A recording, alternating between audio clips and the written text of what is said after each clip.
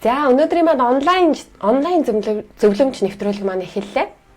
За ингээ өнөөдрийн маань нэвтрүүлгээр та бүхэнд өөрчлөлт зарж тавьсан байгаа. Цэрэн эгч маань оролцохоор болсон байгаа. За та бүхэн бол цэгэр ус цэрэн гэдгээр илүү сайн мэдээд байгаа. Цэгэр ус цэрэн гэдгээр өнөөдөр биш, харин Цэрэн Торс компани захирал Цэрэн Долгор эгчийг өнөөдөр та бүхэнтэй уулзах гэж байна. За тэгээд онлайнаар хөгжих боломжтой болжээ. Маш сайхан байна.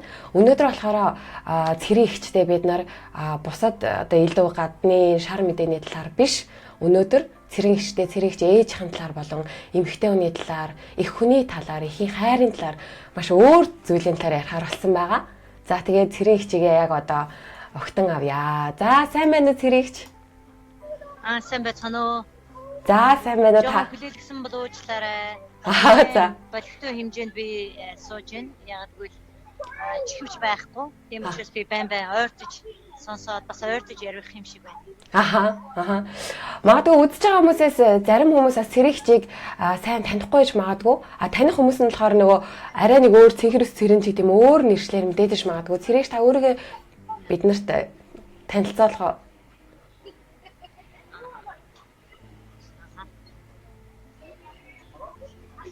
Энэ ярсаа айгүй шууган юм биш. Сайн надад асуулт тавьсан яа. Би таныг яг өөрийгөө богинохон танилцуулах уу гэж асуусан. За. За. Энд дээр юм байна. За.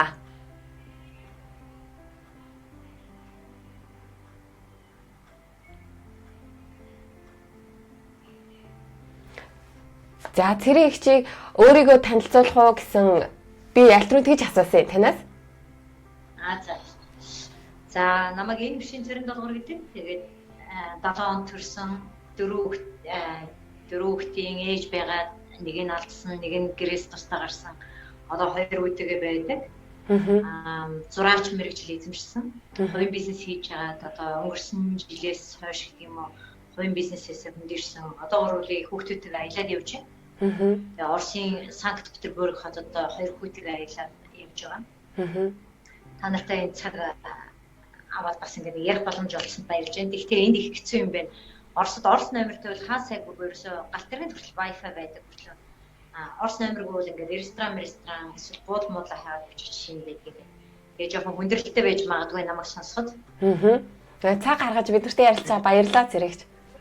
Завгүй байгаа ч гэсэн аяллахын завсраар. Гаргалгүй яг ер нь надтай ярилцъя гэсэн үнд би хэзээ ч үгүй гэдгүй шүү Харин дээ. тийм юм байна. Ястаа мэдэж авлаа өнөөдөр. Тэгээ өнөөдөр би нэг танаас сууж байхдаа таны фейсбુકийг үзэж хахад ээжийнхаа зургийг их тавьсан байдаг, ээжийнхаа тухай бичсэн байдаг. Тэр бол аюу сайхан гой санагддаг байхгүй юу? Тэгээд тийм ч учраас би дур мэдээд ээжтэйгээ бай хамгийн сайхан гэдэг нэрийг энэ нэвтрүүлэг дээр ингээд дур мэдээд гарчиглаа тавьчихсан. Тэгээ таны ээжийн талаар сонсомоор энэ таны ээж хэд насалж байгаа вэ? Манай ээж Баянгор аймагт насаараа төрөөд айлын 9 хүүхдээ хамгийн дээдлийн эмэгтэй охин болж төрөөд одоо насаараа юу гэдгийг харьцангуй боловсрал бага эзэмшсэн юм эмэгтэй л дээ. Тэгээд 30 нас гараад одоо Баянгор аймагт ирээд эмнэлэгт ажиллаж ирсэн. Тэгээ яг боловсрал эзэмшиж амжаагүй болохоор миний ээж Баянгор аймгийн нэгдсэн аймгийн мэс засгийн тусад асрагч хийж ирсэн. 3 хүүхэд төрүүлсэн, би дээр 2 ахтай. Ээжийнхэн 40 насны жил 39 өнгөрөө 40 нас хүрч байхад би төрсөн байдгийн. Одоо манай ээж 87 гэсэн. Тэгээд ээж маань намайг 20 наснда би хүүхдээ гаргасан юм. Хамгийн анхны хүүгээ. Тэгээд тэрнээс хойш ээж бол намайг дааж хамт амьдраж явсаар байгаад одоо энэ жил анх удаа гэдэг юм уу 2017 оны 3 сард ээж тэр одоо анх удаа 2 минээс хол амьдрахаар болж байна.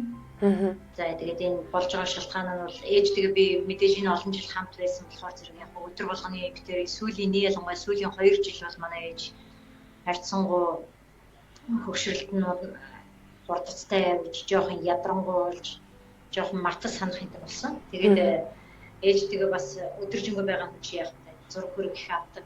Бас амьдралдаа ингээд дурсчихмаар тийм мөчүүд бол битэр өдөр болгон болдог. Тэрнээс нэг хүмүүс бодож байгаа шиг тийм амар их зураг аваад байдгүй юм. Гэтэл өдөржин хоёулаа байж байгаа юм чинь өдрийн хэд сайн сайд гэж бодно л да. Аа. Тэгвэл нас нь ингээд яваад ирэхэр чинь бас хөшчүүд хийсэн юм мартна, нэг юм тав хийлнэ, эсвэл нэг юм татаад басах гэх мэтлэн ингээд асрах бол бас амаргүй болоод ирдэг. Тэгээд бид тэр хамт амьдарч байгаад одоо энэ миний Монгол улсад хийсэн янз бүрийн улс төрийн үйл ажиллагаа гэдэг юм уу нийгмийн төлөө хийсэн энэ олон ажлууд надад ээжийг асарч хандхад бол хүндрэлтэй болсон юм байна. Тэгээ би хоёр том ахтай ярьж байгаа. Одоо ээжийг арай өөрөөр асархгүй надад их хүндрэлтэй болж байна. Би чинь гадагшаа төтгшөө их явдаг. Эдгээр гадагшаа төтгшөө олон явдаг гэсэн бол манай нөхрөх тэр ээжлээд хараад байдаг гэсэн. Тэгээ одоо бол энэ бас боломжгүй болдго юм байна. Тэгээд хоёр ах бас таяр одоо төрсөн хүүхдүүд нь ах нар минь энэ дээр туслах хэрэгтэй байна. Хамтарч ажиллах хэрэгтэй байна гэсэн. Тэгээд миний баг ах одоогоор ээжийг баян өнгөрлөө явуулчихсан байна. Салалт бол амаргүй байсан. Яг л ээжтэр их хоёр биендээ тассан хүмүүс л дээ. Тэгээд анх удаага ингэж одоо бүр яг салж тусдаа нэг хэсэгтээ амьдрах чинь гэдэг бол хин хинт амаргүй байсан. Ээжийг явсны дараа 1-7 хоног бол би баг одоо хорвоо тийм хүмүүц юм шиг ганхирсан байдалтай тийм байсан. Одоо бол тасч байгаа. Ээж ч гэсэн хэдийгээр ингээ ухаан санаа заримдаа ингээ алсраад холдоод байгаа ч гэсэн охиноосоо нэг хэсэг хугацаанд явах гэж юм мэдчихсэн. Тэгээд их гонигтай явсан. Ер нь бол ээжтэйгээ амьдрах сайхан. Гэхдээ яг 100% ажиллаа хийгээд 100% амьдралаа бас 100% нийгэмдээ ингээд өөрийгөө зориулаад өөртөө зориулаад явах гэхээр бол бас их хүндрэлтэй байдаг. Нэг ялангуяа хүн насчаад ирэхээр бол одоо хүмүүсийн ааш өвдрөх юм уу эсвэл хийж байгаа үйлдэлээ санахгүй болох юм дэр. Харж байгаа хүмүүс төвхтэй хүндрэлтэй болдог та. Хүмүүс бол бичээл эдгийн ээжтэйгээ байх айгүй сайхан ихийг асар гэж. Би энэ олон жилийн ажлуудыг амжуулж ирсэн. Гэхдээ бас юмд ээлж эсвэл юмд бас ойч одоо дугаар гэж байх хэрэгтэй. Тэгээд энэ чигээрээ бол бич сэнсэрч дуусах юм байна. Ээжигээч бас чанартайхан шиг харж чадахгүй юм гэж бодоод тэгээд ах нартаа яриад одоо ээж бол баян онгорд байгаа. Би бас хоёр хүүхдэд цаг гаргах хэрэгтэй болж эхэлж байгаа. Тэгээд хоёр хүүхдэд яриад явж байна. Та ээжийнхаа хөөрхөн хөвгчлөлтэй ч юм уу хөөрхөн байдаг үеийн талаар ярил. Ямар үедээ танаа ээж чинь хөөрхөн эгдөөтэй байдаг вэ? Манай ээж бол маш хөвгөлтэй шүү дээ. За одоо сүүлдээ чи арай тийм биш болчих. Гэхдээ манай ээж бол хоршин шогийг маш их мэдэрдэг. Одоо юу гэдэг намайг анзаардаг хүмүүс бол намайг юу одоо юмд их тийм айхтар хуцтай ханддаг. Ер нь амьдрал их хөнгөө ханддаг хүмүүсийн багцаалт баг. Би одоо нэг юу гэдэг үдшилэг эсвэл найзуудтайгаа уулзах юм гарах энэ төр болох юм бол надад маш их тохиолдол та ер нь. Урилгач их байдаг. Би ч өөрөө дуртай гардаг. Тэгээд гарах болохоор зэрэг би одоо хуцас сонор өсөл ээжийнхээ манай ээжийн ганц охин одоо ээжийн ганц охин би байхгүй. Тэр чинь зэрэг ээж намайг сайхан явахыг эсвэл охиноо өөдтэй өнгөтэй байхыг харах дуртай. Тэгээд би хуцаа өмсөөл ээжийн өмнө эргэлдээл за ээж охин ямар байна? 50 бүх хэрчүүд эргэж харахаар байна уу гэж ээжээ тоолох. Тэгэхээр харлгүй яах юм миний охин гэж. Мэдчлээ ээж бол ингээл эсвэл уцаараа явж явахдаа ээжтэйгээ одоо сүүлийн үед тэгж ярихаа байцсан маа. Тэрнээс өмнө энэ төр за ээжээ сайхан юу байна? За бүжийнхаа хичээлийг хийсэн үү гэдэг хэлдэг байхгүй. Ээжийг явуулсан шүү. Тэгэхээр чин зэрэг ээж хийсэн. Хийлгүй яах вэ гэлтэй. Ээж амьдралдаа бүжинд авч байгаагүй шахах тийм. Гэхдээ энэ нь юу гэж юм гэхээр одоо нэг охиныгоо тийм өсөрсөн юу гэдэг юм да одоо тийм хөнгөн яриа хариулах байхгүй тийм хэцүү яриа заримдаа би явуулдаг юм шиг байна л да. Би өөрөө л мэддэг болохоос биш. Тэр болгонд ээж зохицуулаад хариулаад айгүй хөөрхөн надад харилцаад байдаг. Тэгээд тиймэрхүү хүчтэй ярианууд бол битэрийн хооронд их болдго юм уу? Энэ нь бол сүүлийн 2 жил бол ээж харьцангуй багассан. Тэгээд би өөр ажил хийгээд ирэхээр зэрэг ээжтэйгээжсэн тийм тушин шог тоглож ярих нь ч гэсэн багасаал уцаартай байх нь энэ бас ихсээд хэлсэн. Тэгээд миний хувьд өөрөө юм. Энэ нөгөө би тав хүнд ярьж байгаа зүйлүүдийг бол миний бодоход анх удаага би ээжийнхээ тухай ингэж нийтдээ ярьж байна. Яг би өнөө ээжийг мань онцолж ингэж асууж ирсэн ч хүмүүс байсан. Ээж битээр бас ингээд тустай юм удаан хугацаад бас байж үтсэнгүй. Сая одоо ерөнхийдөө л үзэж байгаа хүмүүс мэдж байгаа ах таныг нөгөө мөний эсрэг тэгээд ер нь олон зүйлийн өмнө доо хоолойгоо гаргаад ингээд зоригтой явлаа. Мэдээж эмэгтэй хүний араас зөндөө ингээд асуудлууд хүмүүс дарамтлан хил амаар доромжлон зөндөө болж байгаа ах. Тэгээд Энэ болгон дээр таны ээж чинь яаж хүлээж авч ив? Дээрээс нь таны ах дүү самаатан садан гэр бүлийнхэн тань яаж хүлээж авдаг бол тэрийг асуувал зүгээр үү? Яг үнийг хэлэхэд бол ах дүү ойр дотны хүмүүстэйгээ юм бол энэ миний юу яриад байгааг өндөө ойлгохгүй яг энэ олон нийтийн ажил явж байгаа гэж боддог. Ямар ч байсан манайхан бол долгор гэдэг юм. Нэг худлаа юм яриад, голгүй юм яриад хүн бүтгэн гэж бодох итгэхгүй байгаа. Гэхдээ одоо тэд нэр яг нийгмийн адил энэ ч одоо юу яриад байна вэ? Ямар юм хийгээд байна вэ? Гайхчихсан үйл юм байгаа. Миний хоёр ах бол яг төрсөн зулаад арсан хоёр ах бол зүгээр л нэг Монголын ердийн л иргэд дундаж орлоготой нэг өөрсдөө болгоод явдаг юм ердийн хүмүүс. Тэгэхээр тэд нар ч гэсэн ойлгохгүйсэн юу би одоо манай ах нар ямар амар юм ийм чи ямар хэрэгтэй гэж ийм гэдэг чамайг ингээд хэн ойлгох юм бэ гэжсэн. Энэ бол надад нэгэн хүндрэлтэй учруулсан. Би бол одоо бизнесүүдээс татгалцдаг. Миний ажил амьдрал бол хүндрэл учирсан. Гэхдээ би нэг юмд 100% итгэдэг хэвээрээ. Монголын мянган үр хүүхдийн төлөө хийсэн миний энэ үйлс цагаан юм аа. Тийм учраас би надад ямар ч муу юм, ямар ч саад бэрхшээл тохиолдохгүй маа гэдэгт би 100% итгэдэг. Яг гоо өнөөдрийн болж байгаа хүндрэл, өнөөдрийн ирж байгаа бүтэглэг, өнөөдрийн ирж харлуулж байгаа янз бүрийн яриа энтер бол өнөөдрийн хорол байна. Хэдэн 10 жилийн дараа миний хийсэн яриа бол олон түмэнд ойлгоод танигдсан мэдэггүй. Ээжийн хувьд бол энэ мууны энтрийг бол ерөөсөө сайн ойлгоогүй. Юу хийгээд байгааг нь мэддэхгүй. Охин л ямар ч байсан нэг хэсэг унтахаа байсан, орж гарахтаа болгоомжтой байсан. Энэ булганыг би хэлдэг. За манай нөхөр бол намайг угаасаа өөрөөр нэг зөрүүл хинч зөксөж чадахгүй гэдгийг мэдж байгаа учраас бол миний асуудалд оролцоогүй. Гэхдээ ер нь болгоомжтой байхыг сануулсан. Ер нь гэхдээ надад ирж байгаа маш олон хүндрэлүүдийг хамт хуваалцсан юм шүү дээ. Яхахгүй миний гэр бүл рүү ирж дайрж байгаа давталж байгаа эхнэрийн зураг интернетээр баахан нүцгэн зураг татдаг гараад ирэхэд юунаас болж хаанаас ирж хин цацж байгаа юм тэр нэг. Тэгэхээр би бол гэр бүлийнхнээсээ нуугаагүйч энэ бүтээл ерөөсөө нуугаагүйч айхтар энэ тухай дэлгэж яриаг тэртээ түрүү хувийнхаа асуудлыг яа гэж яхад би нөхрөөд урд тавс мууны асуудал руу оруулж байгааг өгсөн. Ах дүү нар бол одоо энэ нагцууд тэр бол тэгэл гайхсгээл зарим нь бол ойлгож байгаа. Тэгээд яг л нийгэмд байгаа бусад хүмүүсийн дунджаас доош мэдлэгтэй хүмүүсийн л адил байсан. Тэгэхээр энэ бол цэвэр долгор гэдэг хүний өөрийнх нь хийсэн ухамсартайгаар хийсэн үйлдэлүүд байсан. Тэгээд ухамсартайгаар нийгэм дэлгэсэн мэдээлэлүүд байсан. Ийм амар том болно гэж би тухайн үедээ төсөөлөөгүй. Гэхдээ том болсон.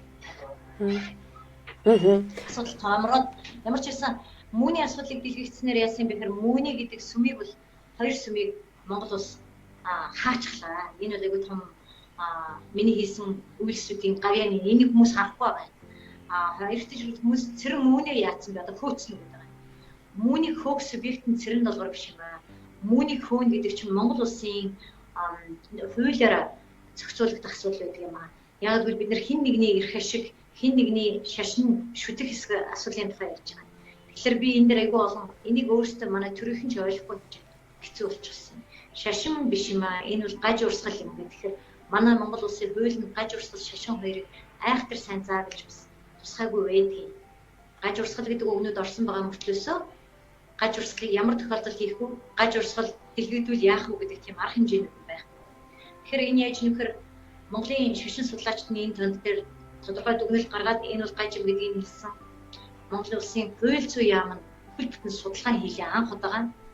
Тэгээд энэ хууль зүйн яам нь судалгаа хийгээд харамсалтай төрөнд солигдсон. Гэхдээ би одоо яг өнөөдөр засаг барьж байгаа Монгол ардын нам дээлийг 65 гишүүнтэй шүү дээ тийм ээ. Энэ би гарамжаа гишүүнээс сонссон. Эдгээр ямарч байсан шашны хуулийн дээр ажиллаж байгаа гэж. Тэгэхээр шашны хуулийг шинчилж байгаа юм байна гэж. Энэ бүхэн хаанаас эхэлсэн юм бэ гэхээр цэрэн долгорын дүгнээ нийгэмд илэрсэн асуудлуудаас үүсэлтэй юм аа. Тэгэхээр асуудлууд бол явж байна. Дор бүрний бүгдээ хийж байгаа юм байна. Миний хувьд бол мэдээлэл дэлгэсэн энэс илүү хийх юм байх ёсгүй гэж болоо. Ер нь бол Монгол улсын боловсролын яамнаас ямар нэг байдлаар шашинтай их холбоотой улсуудыг холбоолох ёстой юм гэдэг би бол мессежийг дахин өгсөр байх юм. За би танаас нэг өөр төрлийн массаж тайлбараад. За Хүмүүс ингэж ярьдаг штэ нөгөө шүүдрийн төслийг бараг цоглуулад ээж хаачиг харуулна энэ гэж ярьдаг штэ. Одоо зөвхөн жишээ олгоод. Тэр шиг таны хувьд яг яавал ээж хаачиг хариулсан, эцэг эхийг хаачиг хариулсан тооцогдох бол та ер нь юу гэж боддог вэ?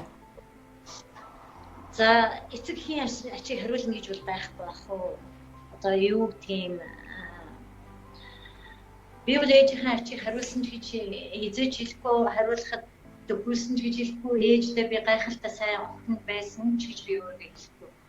Заримдаа ингээд нөгөө нийгмийн сүлжээгээр би өөрийнхөө зургийг ээжтэйгээ тавьж өгөхөөр зарим хүн их хиндүү ойлгох юм шиг байна. Энэ ингээд ээжээр гайхуулсан. Одоо эсвэл гайхалтай сайн охин юм аа гэж ингэж өнгөцөрдөг юм дээр.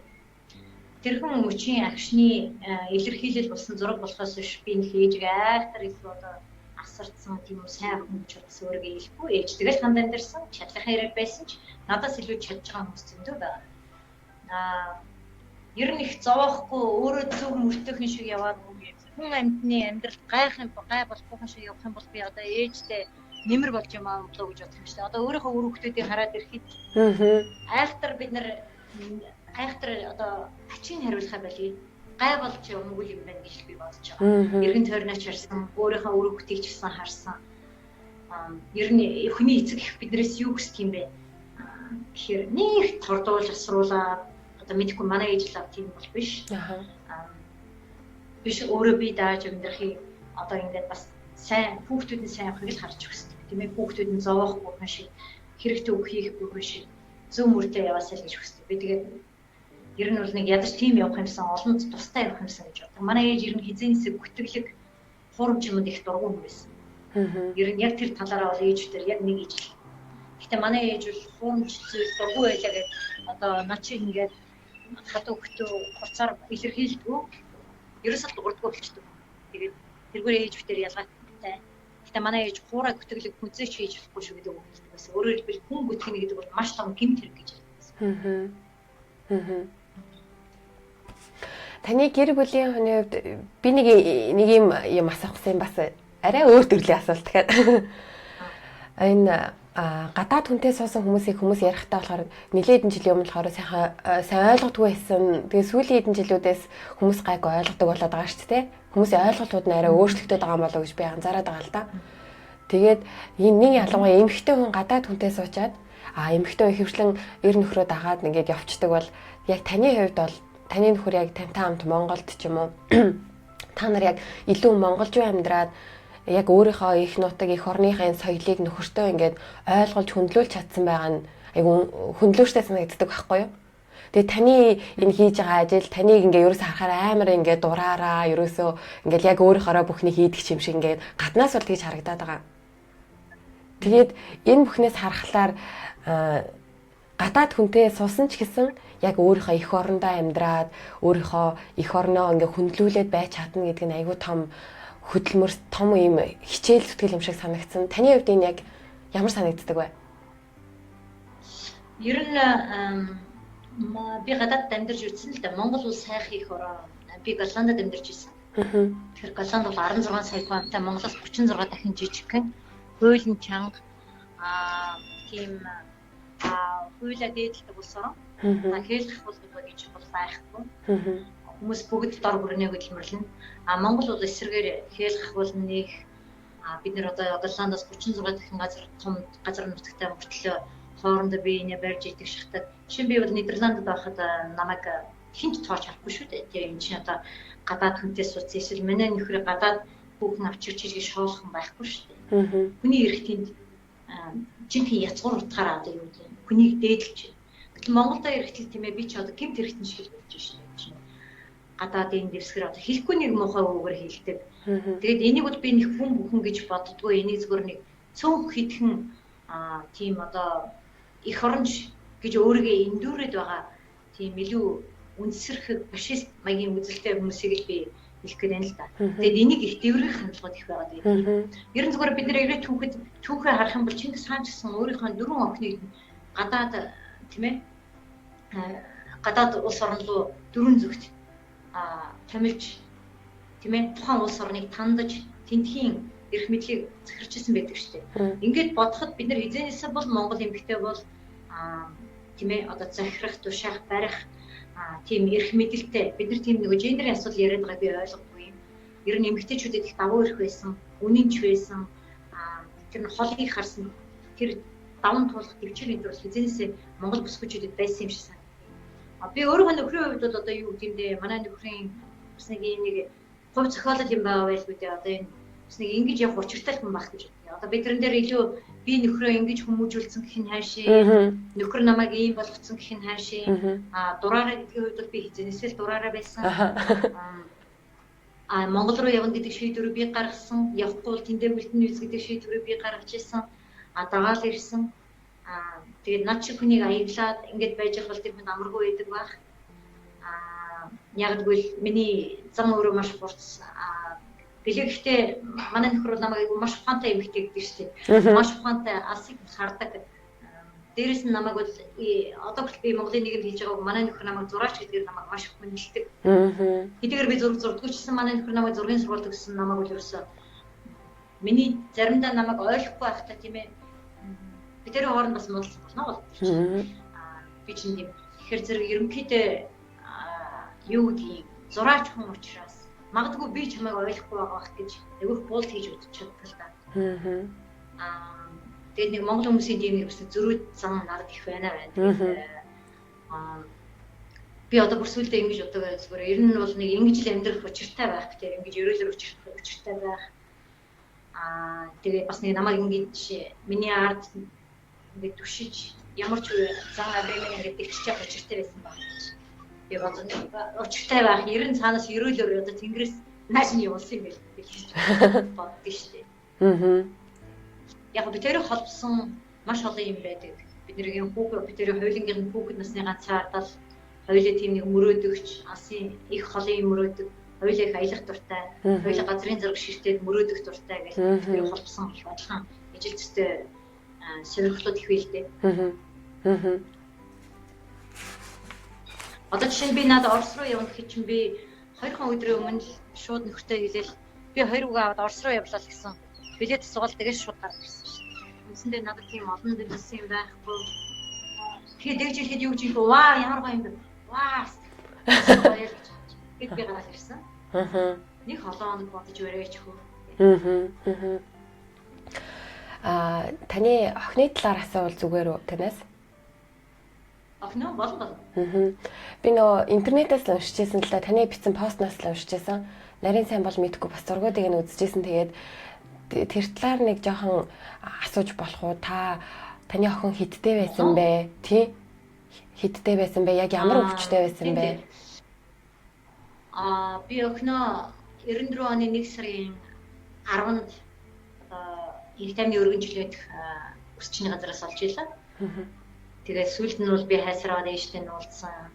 Их ядарсан эмэгтэй байсан. Тэгээд охиноо бид нэр үрчилж авсан. Тэгээд тухайн үеийн хууль нь гадаадын иргэнд Монгол хүмүүсийг өрчлүүлэхгүй гэжсэн учраас яг охин бол миний овгоор оглогдоод явдаг байсан. Гэтэл ирээдүйн одоо манай гэр бүлийн гишүүн болоод 9 жил амьдраад насарсан. Энэ хугацаанд бол миний охинд маш олон төрлийн зүрхний өвчин байсан юм байлээ. Бид нар авч явахдаа тэрийг мэдээгүй. Тэгээд хаалгаанд ороод шаталсан хаалгаанд ороод тэр хаалгаанууд амжилтгүй болоод манай охин одоо тархины хүчил төрөгч нь дутаад тэгээд ухаангүй болсон. Үндсэндээ би охиноо бол 7 жил хагас ухаангүй бид нар асарсан. 7 жил ухаангүй асран гэдэг чинь одоо өөрөө эдэж чадахгүй, бааж чадахгүй ийм л хэмжээнд очиж гэсэн үг. Тэгэхээр бол 7 жил бид нар бас хагас тутан ойртой явсан. Яг хүмүүс энэ хүүхэдтэйг ер нь авсгүйсэн гайвалж ирж байгаа та нарт энэ гэж хэлдэг л байсан л та зарим найз нэг ах дүүс. Бидний хувьд бол тэр хүүхэд биднээс ер нь манай гэр бүлээс юм уу эсвэл надаас юм уу ямар зовлон ачааг минь аваад явсныг мэдэхгүйтэй хийж мэдэхгүйтэй айл ямар гайд ирж ирснийг би хийж мэдэхгүй. Тэгэхээр тэгж ярих ёсгүй юм бид нар. Тэгээ ямар ч байсан бид нар нэг хүнийг хайрсан. Тэгээд манай гэр бүлийн гишүүн байсан. Тэгээ 9 наснаа бол өнгөрсөн. Тэгээ 9 наснаа өнгөрөхөд бол нэг талаар бол тэр хүүхэд зовлонгоос тэр хүний зовлонгоос салж ийн гэдэг. Тэгээ тэр нэг том үнэхээр л зовж исэн л та. Тэгээд зовлонгоос салж ийн гэж бодоход бол баг миний дотор ууж ирж ирсэн. Яагаад гэвэл тэр их шаналж ирсэн. Тэгээд тэр хүүхдэд чинь би энэ олон бага хүүхдэд зэрэг бага байхад би 100% тэр хүүхдэд ганцаараа анхаарал тавьж чадахгүй. Хүмүүсийг ингээл авдгийн тэгэл ирээл таньцтай ажиллая гэдгийг тэгэл өвчтөө хүүхд тусраал нэг 14 хонохороо тэгэл цухталаа болчихсон. Ийм л байдаг манайхан. Гэсэн мэтлээ бүгдөө супер мундаг юм аа гэдэг. Ер нь тийм хүмүүс бол зөндөө байсан. Тэгээд ерөөсөө тийм л юм байсан. Бидний хувьд бол манай гэр бүлийн гишүүн байсан. Бид нар яг хүүхдээ байж их үед бол бид нар эрэгтэй үед бол өргөмөлийн энэ гэдэг үг хэрэглэх дургуй. Гэхдээ ч тийм үг хэрэглэдэг байсан. Нэгэнд өнгөрсөн хойно нь бол асуудлыг тодорхой болох үү гэсэн. Бас яг хүн асуусан хүмүүс нугаад авах юм байхгүй гэж би хэлдэг гэж байна. Миний цэнийг дуусч байна. Ингээд нэг сүүлийн нэг асуулт тавиад болох уу? Болно. За тэгвэл би үзэж байгаа за яж байгаарай. Үзэж байгаа хүмүүсээс би танд асуулт яач яагаад тэгэхээр энэ онлайнаар авч байгаа учраас бас үзэж байгаа хүмүүс асуултууд бичсэн байна.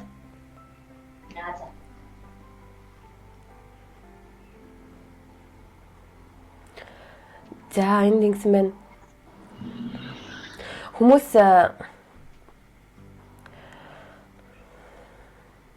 за танд зөндөө хүмүүс энд урам өгсөн байна. За тэгээд сэтгэлийг нь төвшин байлгах их чухал юм байна гэх мэт зөндөө зүйлүүд бичсэн байна. За яг одоо би нөгөө таны хэлсэн учраас яарад яг асуух гэсэн чинь эмэгтэй хүн ийм л хүчтэй ухаантай байх ёстой гэдгийг харуулж чадж байгаа хүн байна гэж бичсэн байна. Үнний дуу хоолой болдог дэмжиж явдаг шүү гэж бичсэн байна. За ерөнхийдөө та яарад байгаа бол би хамгийн гол нь өнөөдрийн нэвтрүүлгийг үзэж байгаа нэг ялангуяа залуучууд гадаад улсад амьдарч байгаа. Та эдгээр залуучуудад нэг сайхан захиах зүйл байвал хэлээд, урмын үг байвал хэлээд хол байгаа гадаадд байгаа монголчууд Монгол руу яаж одоо хувь нэмэр оруулж чадах юм болоо юу хийх ёстой юм болоо гэдгийг та нэг бид нар сайхан хэлээд хүү.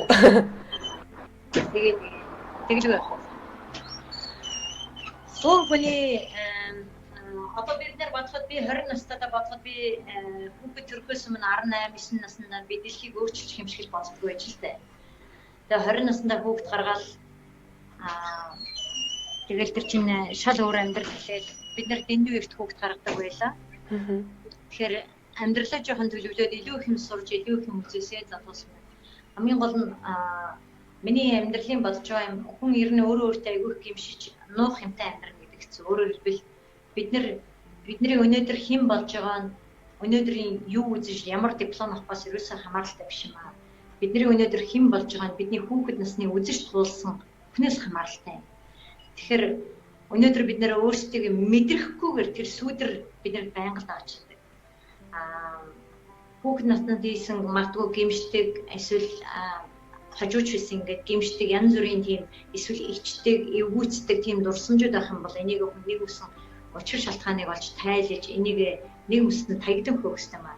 Энийн дараа хүн өөрийнхөө жинхэнэ ичих зовох юмгүй ингээд өөрийгөө олж эхэлнэ гэж би боддог л доо. Миний хувьд бол тийм байсан. Тэгэхээр тэгээд дээрэс нь хүн өөрийгөө юу чадахгүйгаа нэг сайн мэдээд авчих юм бол юу чаддгүйгээ нэг мэдээд авчих юм бол хүн өөрийнхөө хэлбэр төрсийг ер нь нэлээд зөв гадрална та. Тэгэхгүйгээр ихэнх хүмүүс одоо яг юунд сурж байгаа аав ээжийн заасаар юм даагаад сурна. Аав гэсэн учраас ээж гэсэн учраас гэдэг ингэж яваад идэв. Гэтэл хүний ясмын дээр аав ч өөрөө хүний хүүхдээ мэддэггүй, ээж ч хүүхдээ мэддэггүй гэж би боддог шин. Жишээ нь би миний ээж амьдралд хийсэн хамгийн том гаяа ээж хизээч миний амьдралыг зааж байгаа. Тэгэхээр би хоёр хүүхдээ ерөнхийдөө нөгөө ярилцахыг хүүхдүүдтэйгээ боддог болохоос би эдгээр чи тийм юм сур ингэж яв гэдэг имийг заа. Магадгүй зарим нэг хүнд заах хэрэгтэй байх л да. Яг гэвэл нөгөө бүр нэг ингээд нэг төөрцөн явж байгаа юм шиг байх үед нэг хүн билээд өгвөл бас зөв сайхан бас нэг нэрийн чивлэгээ сэргэх үе байх байх. Тэгэхээр залуус минь өөрсдөө сайн болоосай хаана хайлаа амьдарч байгаа улсанд хамаагүйгээр тэртээ нөгөө монгол хүн бол монгол хүний тусанд хаанч амьдарсан би монгол хүн гэдэг нэг бодол дандаа явж идэг. Тэгэхээр эх орондоо ирмээр үйл эрсхийгээсээ одоо Монголд амьдрал хүнд байгаа зөвхөн санхүү хараад битгий ингээд нэг газараа төрөлдөсэй гэж бодчих. Боломжгүй улс оронд байдаг. Монгол маань аашаа сайхан болох байхаа. бид нар ийм их оюуны потенциалтай, ийм их орон зайтай, ийм улс орн ерөн цөөхөн шүү, ийм том улс орн. Тэгэхээр Монголдо эргэж ирээсэй гэж би хүмүүсийг залуусыг хүсэж байна. Тэгээд ихэнх хүмүүс ингээд ийм одоо очихоор би тэгээ юу хийх вэ гэж үнэхээр бид нэр юу хийх вэ? Гэхдээ юу хийх вэ гэдэг асуултыг очиод өөрсдөөсөө тавиад нэг юм руу зорих юм бол болдог юм байт юм аа. Би бол Монгол руу тэгж л ирж байсан.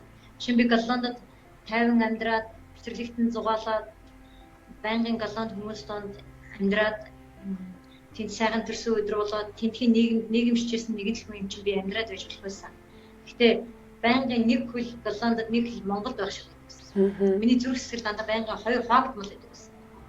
Би Монголд ирээл зүгээр хамаг хүчээр би ажилласан. Би тодорхой хэмжээгээр өөрийгөө өсгсөн. Яг одоо бол Монголд амаргүй байгаа нь үнэн. Гэхдээ залуус хургаад ингээд цухтаад байх юм бол хин тэр улс чиглэх юм бэ?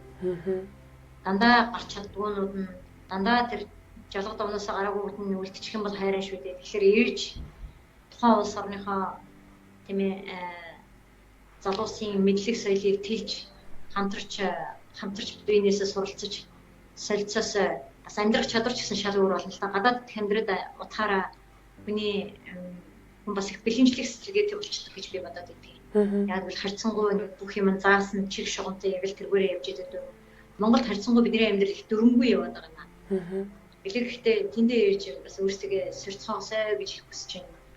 Тэгээд ер нь л өөрөө өөрийгөө л таньж мэдэх нь аягүй чухал юм. Хаач амьдэрсэн.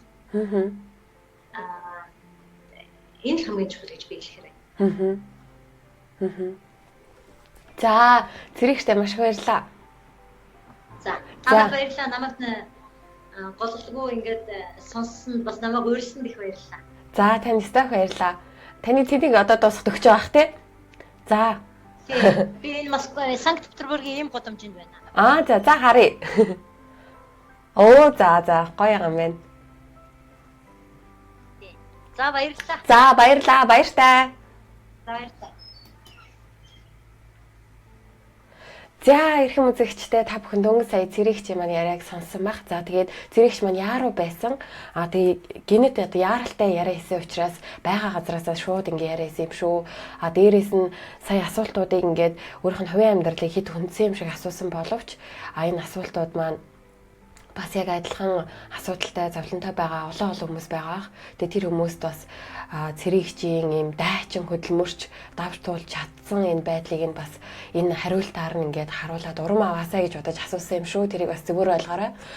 Тэгээд өнөөдрийн нэвтрүүлэгтээ хамт байсан та бүхэндээ баярлалаа. Маргааш дахиад Монголын оройн 9 цагаас гэдэг нь Шведийн 3 цагаас, Монголын 9 цагаас Монгол тулгатан төрийн бас байгууллагын тэргүүн Жава гэдэг залуу оролцож одоо залуучуудаа өөрийнхөө юу хийдэг талаасаа ярилцах болон дээрээс нь хамгийн гол нь залуус эх орны минь ирээдүй гэсэн сэдвээр бидэнтэй ярилцах болсон. Тэгээд эрхэм үзэгч та бүхэн тэрийг заавал үзээрэй. Яагаад гэвэл тэр залуу Монголд бас нэг ядуу айл өрхөөдөд хүүхдүүдэд тусалдаг үйл ажиллагааг зохион байгуулж хийдэг. Зөндөө олон залуучуудад өвлөр дуурайл болдог залуу байгаа. Тэгээд тэр залуухан хүний ярианаас та бүхэн сайн сонсоод бас бид нар юу хийх хэрэгтэй вэ? Бусад залуучууд яаж хөдлөх ёстой вэ? Бид нар яах хэрэгтэй гэдгийг хамтдаа сайхан ярилцъя. Тэгээд комментээр бүх асуултууд нээлттэй. Тийм учраас та бүхэн яг маргааш нэвтрүүлгийн үеэр комментуудаар асуултаа асуугаарай. За тэгээд өнөөдөр цаг заваа тохируулан үзсэн та бүхэнд маш баярлалаа. Тэгээд цэрэгч ярьсан ярианаас өөрт хэрэгтэй зүйлээ олж ойлгосон баха гэж итгэж байна. Ингээд дараагийн нэвтрүүлгээр уулзлаа. Тэр баяртай.